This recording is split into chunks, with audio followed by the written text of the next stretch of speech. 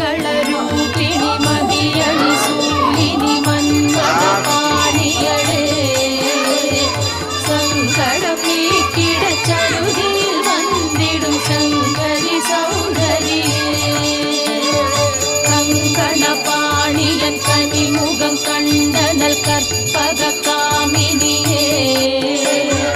ஜய ஜய சங்க